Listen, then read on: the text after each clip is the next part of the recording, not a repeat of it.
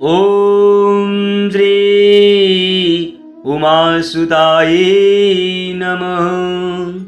ओम श्री गणेशाय नमः। संक्षिप्त श्री पद्मपुराण षष्ठी खंड। श्री गणेश जी की महिमा और उनकी स्तुति एवं पूजा का फल। श्री पुलस्त मुनि जी कहते हैं, हे भीष्म, इसके बाद एक दिन व्यास जी के शिष्य महामुनि संजय ने अपने गुरुदेव को प्रणाम करके प्रसन्न किया। संजय ने पूछा, हे गुरुदेव, आप मुझे देवताओं के पूजन का सुनिश्चित क्रम बतलाइए।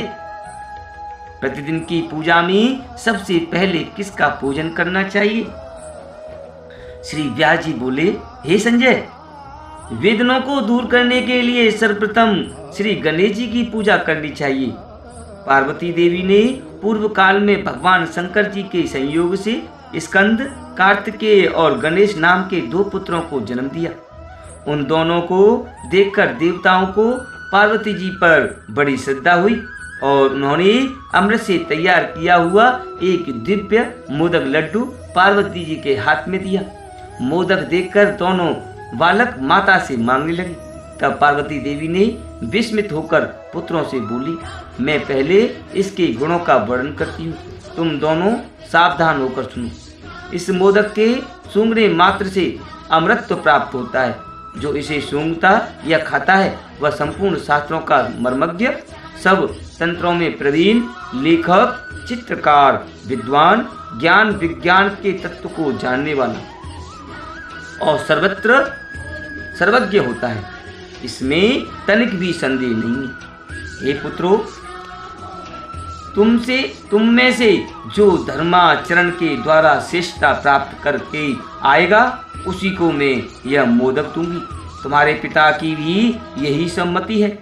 माता के मुख से ऐसी बात सुनकर परम चतुर स्कंद जी मयूर पर आरूढ़ हो तुरंत ही त्रिलोकी की तीर्थों की यात्रा के लिए चल दिए। उन्होंने मुहूर्त भर में सब तीर्थों में स्नान कर लिया। इधर लंबोदरधारी गणेश जी स्कंद से भी बढ़कर बुद्धिमान निकले। वे माता पिता की परिक्रमा करके बड़ी प्रसन्नता के साथ पिताजी के सम्मुख खड़े हो गए। फिर स्कंद भी आकर पिता के सामने खड़े हुए और बोले, मुझे मोदक दीजिए। तब पार्वती जी ने दोनों पुत्रों की ओर देखकर कहा, समस्त तीर्थों में किया हुआ स्नान, संपूर्ण देवताओं को किया हुआ नमस्कार, सब यज्ञों का अनुष्ठान तथा सब प्रकार के व्रत मंत्र और योग संयम का पालन, ये सभी साधन माता पिता के पूजन के 16वें अंश के बराबर भी नहीं हो सकते। इसलिए यह गणेश सैकड़ों पुत्रों और सैकड़ों गणों से भी बढ़कर है। अतः देवताओं का बनाया हुआ यह मोदक मैं गणेश को ही अर्पण करती हूँ।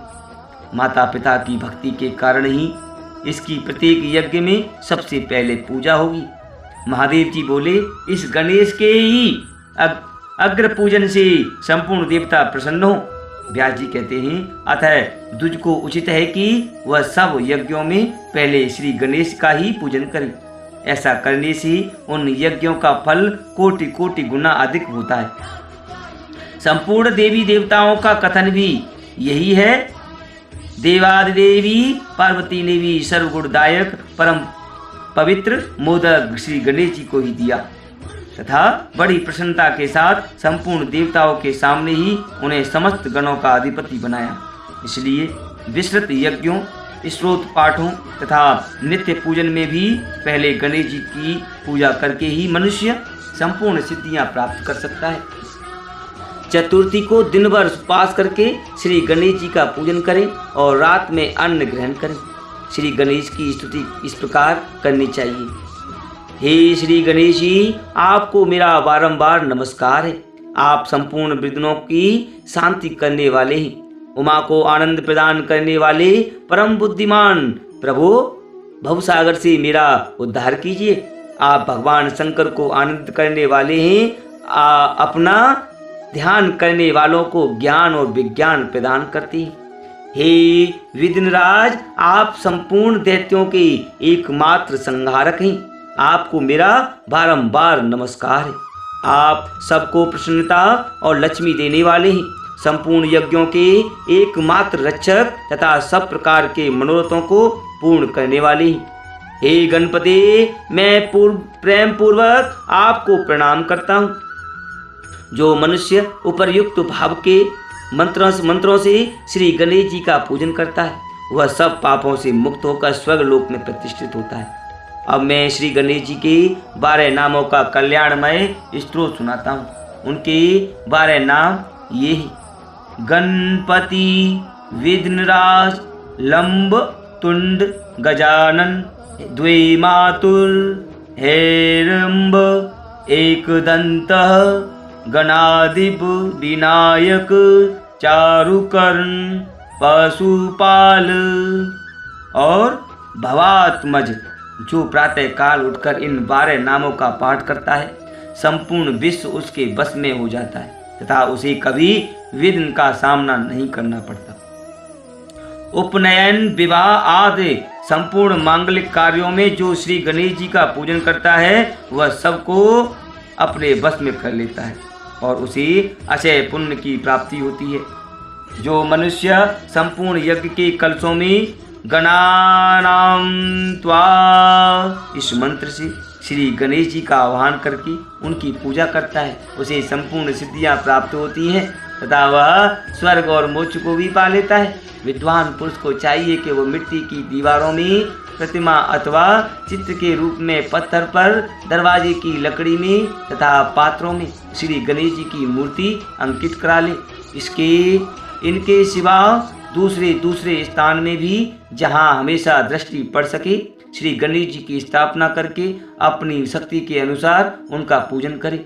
जो ऐसा करता है उसके समस्त प्रिय कार्य सिद्ध होते हैं, उसके सामने कोई विघ्न नहीं आता तथा वह तीनों लोकों को अपने बस में कर लेता है। संपूर्ण देवता अपने अभिष्ट की सिद्धि के लिए जिसका पूजन करते हैं, समस्त विघ्नों का उच्छेद करने वाले उन श्री गणेश जी को मैं बारंबार दंडवत प्रणाम करता हूँ।